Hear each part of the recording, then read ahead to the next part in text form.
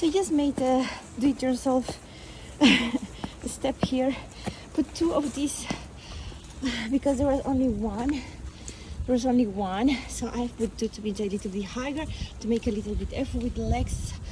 You just have to go on. So what you do is just try to do like a step like this, and you're gonna be doing many repetitions. And you can do 3 or 4 repetitions of 20, or even if you feel better until you feel your legs a little shaking. You will feel it tomorrow, I promise you that. So you can do everything on your own. You don't need a fancy subscription. If you have that does well, but if you just want to be creative and spend time going to fitness club and spending the time using the car, you can always be creative. And this is just so good for everything. Your legs, your hips, your glutes, your mind will be grateful. I promise you that. And you'll feel it tomorrow. Let me know how it goes. Namaste.